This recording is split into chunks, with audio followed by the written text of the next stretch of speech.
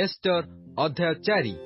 मर्दखय एही सब विषय गोचर हुंते अपना वस्त्र चिरिला और अखा पिंधि और भस्म लेपन करी नगर मध्य को जाई उच्च और विलाप स्वर रे रोदन कला। पुणी से राजद्वार सम्मुख पर्यंत मध्य आसिला, मात्र अखा पिंधि केही राजद्वार रे प्रवेश करि पारला नहीं। आ प्रत्येक प्रदेशर जेउ जेउ स्थान को एही राजाज्ञा और नियम पत्र गला, सेही सकल स्थानर जिहुदिया मानक मध्यरे महाशोक और उपवास और क्रंदन और विलाप हेला। पुणी अनेके अखा और भस्म शयन कले। एणु एस्टरर दासीगण और नपुंसक माने आसी एही कथा ताहाकु जणाइले। तेणु राणी अतिशय शोक कला। पुणी मर्दखय ठारू अखा काढ़ी ताहाकु पिंधाइबा पई वस्त्र पठाइला, मात्र से ताहा ग्रहण कला नहीं। एथिरे राजा द्वारा एस्टर सेवारे नियुक्त हतक नामे राज नपुंसक को एस्टर डाकी की हेला और की निमंते ताहा हेला यह जानिबा निमंते मर्दखय निकट को जीवा पई ताकु आज्ञा देला। तहिरे हतक राजद्वार सम्मुखस्थ नगरर छकबंदी स्थान रे मर्दखय निकट को गला। पुणी मर्दखय आपना प्रति जहा जहा घटिथिला और जिहुदिया मानकु विनाश करिया निमंते हामन राजभंडार रे ठीक जेते मुद्रा देवाकु प्रतिज्ञा करथिला ताहा ताहाकु कहिला। आउरी मध्य सेमानक विनाशार्थे जेउ आज्ञापत्र सुसन रे दत्त होइथिला तहिर एक प्रतिलिपि एस्टर को देखाई ज्ञात कराइबाकु देला।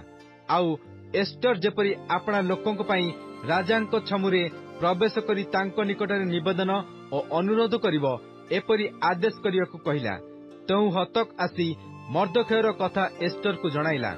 एउतारु एस्टर हतक को एही कथा कही मर्दखय निकट को जीवा पई आज्ञा कला, जथा बिना डाकरा रे पुरुष कि स्त्री जे केही भीतर प्रांगण को राजांक निकट को जाए ताहार प्राणदंड हेबार एकमात्र आज्ञा अछि। केवल जहा प्रति राजा स्वर्णमय राजदंड बढ़ांती सेही बंचे। यह राजांकर सबु दास और राजांकर सबु प्रदेशस्थ लोक जानती। मात्र आज को 30 दिन हला मु राजांक निकट को जीवा पई डाकरा पाई नहीं। सेमाने एस्टर एही कथा मर्दखय को कहिले।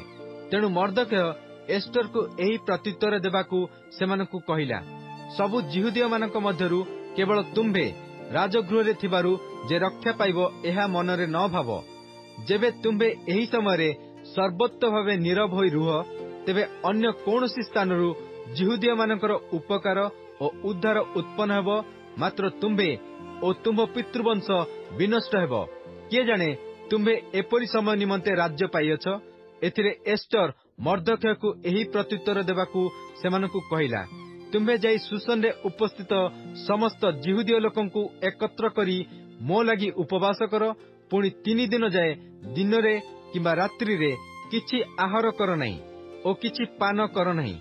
मध्य मु ओ मोहर दासीगण तद्रूप उपवास करिबु। तहु व्यवस्था नु जाई नहिले मु राजांक निकट को जीवी, तहिरे मु विनष्ट हेले विनष्ट हेबी। तेणु मर्दखय चाली जाई एस्टर समस्त आज्ञानुसारे कर्म कला।